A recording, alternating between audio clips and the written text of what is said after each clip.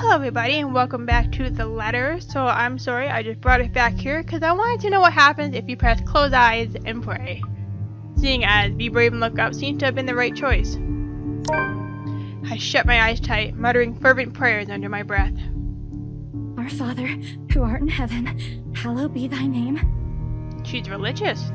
Prayer taught to me as a child by my mama and my papa slip out endlessly through my teeth. Because God, oh God, if you have to listen to any of my prayers, please listen to this one. And if God doesn't listen, at least I won't see the thing that kills me. A cold comfort. I wait. And I wait some more. But when nothing happens, I dare to take a peek. Only to find that the ghost, the thing, whatever it is, gone. Relief washes over me as I shakily get up to my feet and back away towards the door. Wrenching it open, I slip out without a second thought and make a run for it, down the stairs and onto the hallway. I take a look back to make sure it isn't behind me. Any other person might have stopped, dismissed it as a trick of the light and an overactive imagination. But I am not taking any chances. I am not giving that thing another chance to catch me off guard. I don't think I'll ever feel safe until I get out of here. Whatever that is, every warning bell in my mind is telling me that it's going to jump out at any moment and get me while I'm still in this place. I told them! I freaking told them! Oh man, oh man, oh man! Racing down the stairs, a breathy laugh escapes me, and... Alright, so that's what happens if you press that, but I don't want that ending, so I'll be right back. Alright, we are back, and my shoe slips and I find myself falling until my back hits the ground and pain racks my body. My head grows fuzzy and my vision dims as I fight to stay conscious. No. Go away. The last thing I see are those feet before all I know is darkness.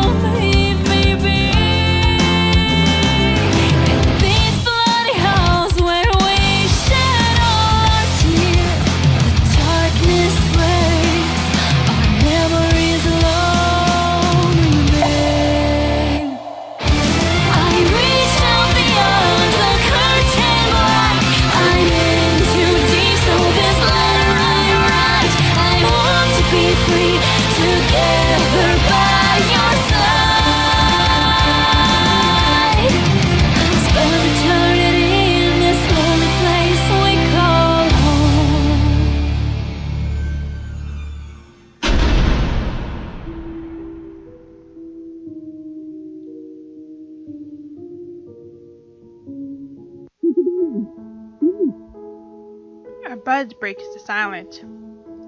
I start to rouse, pulled into consciousness against my own will. I have never felt this tired before.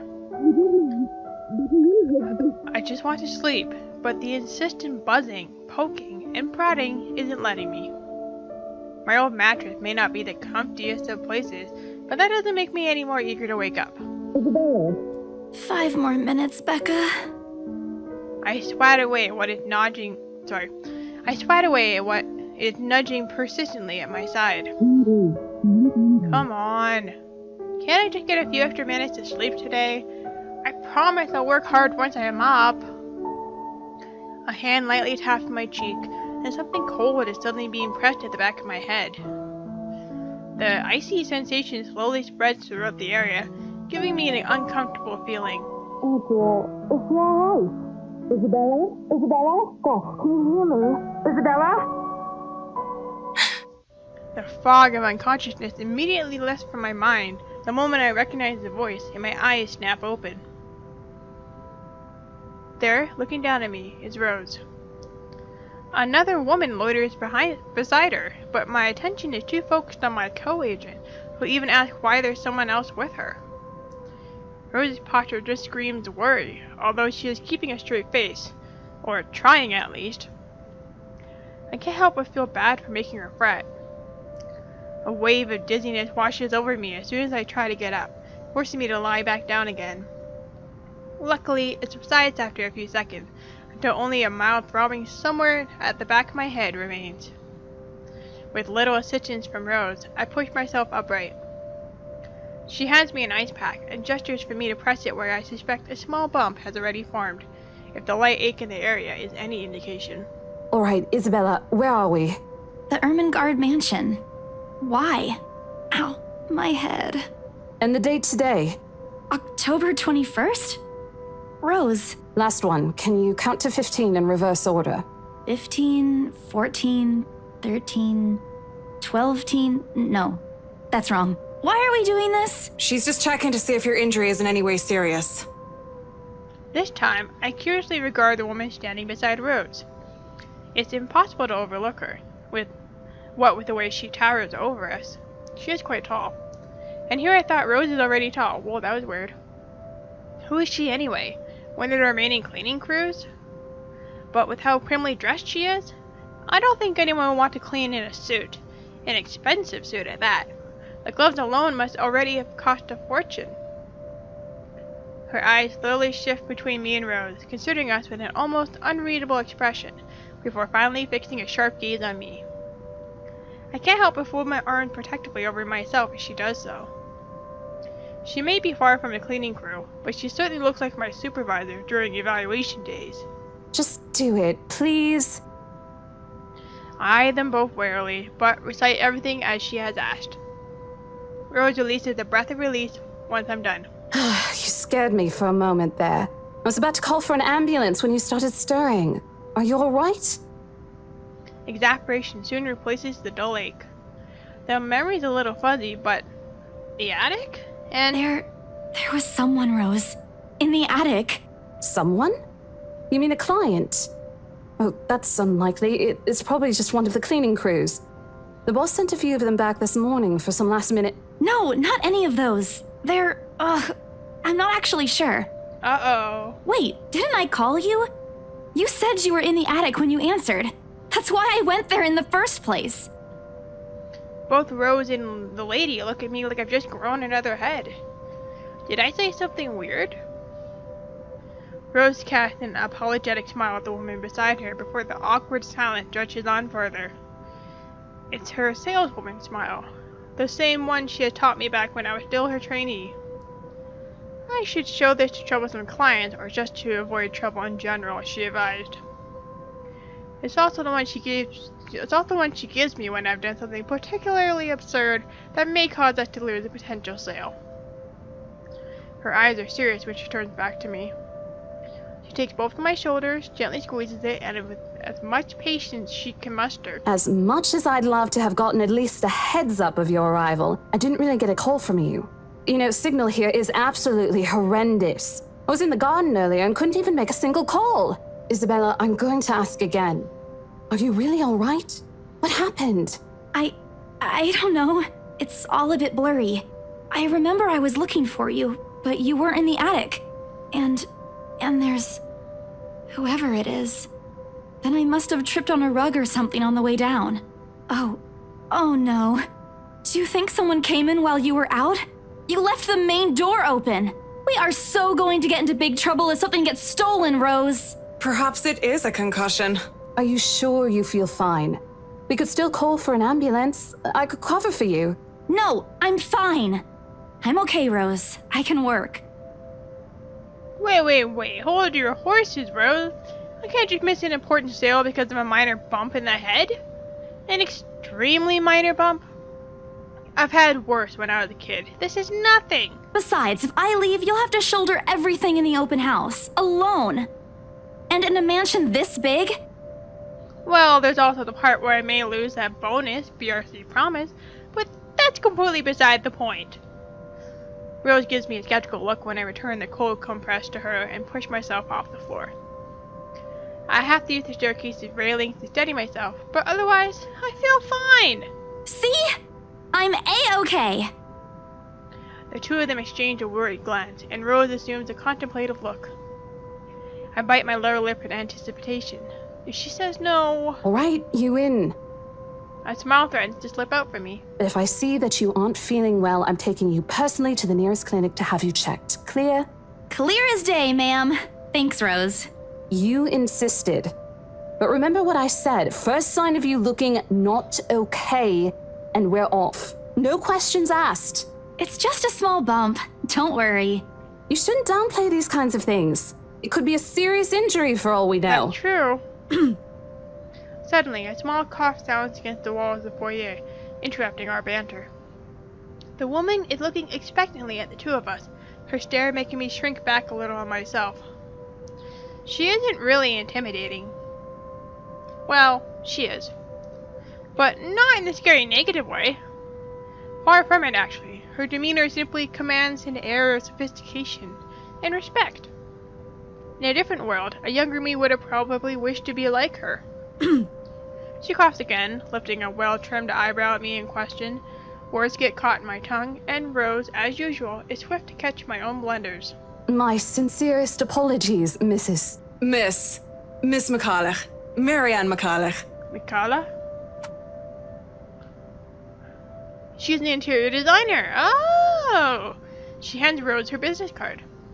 The words interior designer catches my eye before my partner flips it over. Oh, probably someone interested in the mansion for its 17th century influences then. I won't hold it against her though. Despite the hearsays and remaining uninhabited for years, the mansion's original fittings and furniture have been kept completely intact and restored to pristine condition. I suppose some people find the trip to the past feeling appealing. After all, with what it offers, this place is a definite haven for people looking to live somewhere with a classic historical charm. Miss McCullough, I'm Rose Cooper, and this is my partner, Isabella Santos. We're just ironing out a few things, but we'll be starting the tour soon enough. In the meantime, we've prepared some refreshments for you in the parlor while you're waiting. If you could please... Thanks. There's no need for it, though. I just dropped by for a quick survey of the place. I thought I should check the estate before I meet with the homeowners. The confused look on Rose's face is impossible to miss when she glances at me. I return it with an equally perplexed look. And, against my better judgment, I blurt out the first question that comes to mind. I'm sorry. Homeowners? I should have kept my mouth shut. A flash of irritation crosses her face, but it instantly disappears under a mask of professional detachment. Yes. Hannah Wright? I was hired by her to handle the interior design for their newly bought home. This is the Ermengarde mansion, right? It is, but... She pauses, possibly trying to find the right words to fix the awkward situation without offending someone.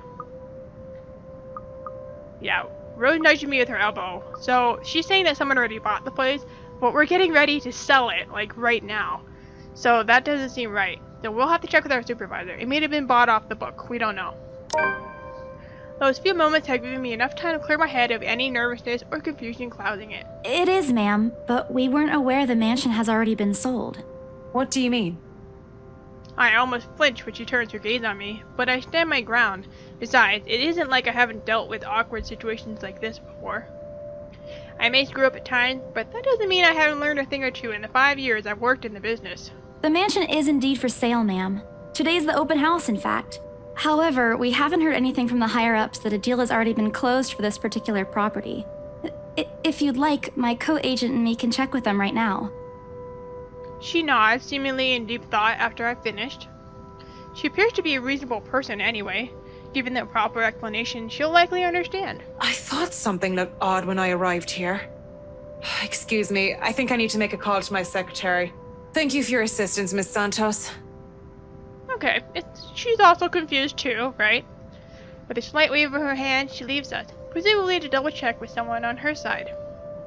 That seems to be the end of it. Both Rose and I breathed a sigh of relief. Disaster averted. I also don't miss the thumbs up she gives me for doing a good job, and I can't help but swell with pride. Still, I've already prepared myself to dial the number to her Lexborn office and check, even if she didn't ask for it.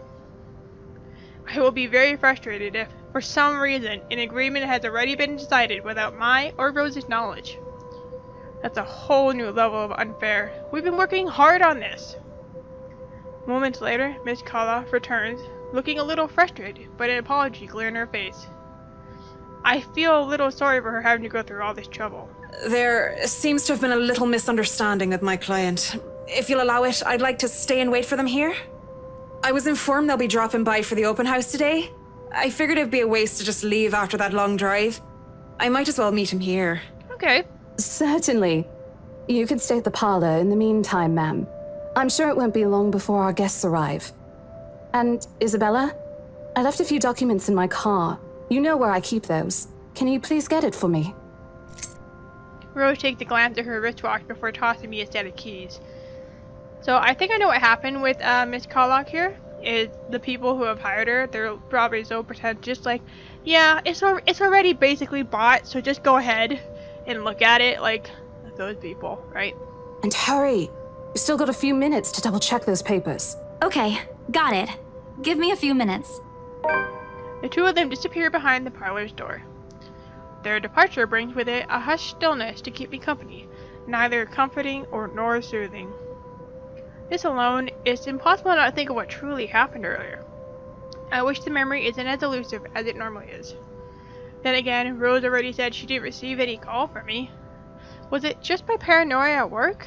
A temporary lapse in my own mind after having heard all those tales about this place? Probably. I want to think of it as such. Better to think of it as such, so I can work in peace. Except, a small part of my mind begs to differ.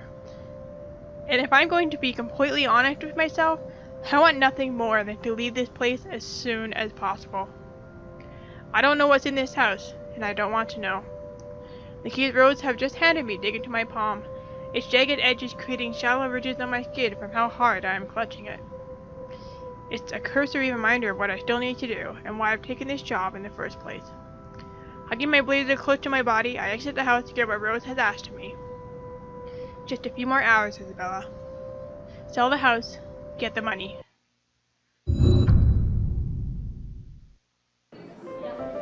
What the heck was that? Well, I think that's a great place to stop it. Thank you guys so much for watching, and I'll see you guys in the next part. See you later.